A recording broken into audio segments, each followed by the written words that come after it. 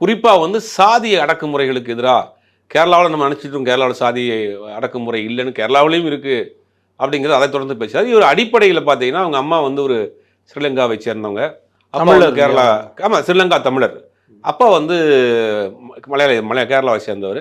அவங்க 2 பேரும் காதலிச்சு திருமணம் பண்ணிக்கிறாங்க. அவங்க வந்து அந்த யுத்தம் நடக்கிறப்ப அங்கே வந்து அகதியாக வந்தவங்க தான் அவங்க அம்மா. வரப்போ இங்கே இருக்கக்கூடிய கேரளாவை சேர்ந்த ஒரு நபரை வந்து அவங்க திருமணம் பண்ணிக்கிறாங்க. அதுக்கு பிறகு அவங்க போய் கேரளாவில் செட்டில் ஆயிடுறாங்கன்னு வச்சுக்கோங்களேன். இருந்தாலும் தாய் சொன்ன விஷயங்கள், இந்த யுத்தத்தில் நடந்த விஷயங்கள், அந்த நாட்டில் நடந்த விஷயங்கள், எப்படி துரத்தி அடிக்கப்பட்ட விஷயங்கள், தன்னுடைய வேதனைகள் எல்லாம் அவங்க அம்மாவினுடைய வேதனைகளை வந்து பாட்டாவே பாடினாப்புல. நிறைய பாடல் நம்ம கேட்டிருப்போம். அவங்க அம்மாவை பற்றி கூட நிறையா பாடியிருக்காப்புல. சமீபத்தில் அவங்க அம்மாவும் இறந்து போயிட்டாங்க. அப்போ இவருடைய இந்த பாடல், சமூக கருத்து உள்ள பாடல்கள், சமூகத்துக்கு கொண்டு போய் சேர்க்கக்கூடிய பாடல்கள், இது எல்லாமே என்னென்னா நேரடியாக இளைஞர்கள்ட்ட போய் சேருது.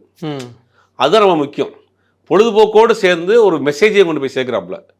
சாதிய கட்டமைப்புக்கு எதிரான மெசேஜ், மத ரீதியான அடக்குமுறைக்கு எதிரான மெசேஜ் எல்லாத்தையும் கொண்டு போய் பாட்டு மூலியமாக கொண்டு போய் சேர்க்குறாரு. அது அங்கே இருக்க கும்பலுக்கு கண்ணை உறுத்துது. ஒரு அடுத்த கட்டத்துக்கு நோக்கி போகிறாரு. பெரும் இளைஞர்கள் கூட்டம் சேருது.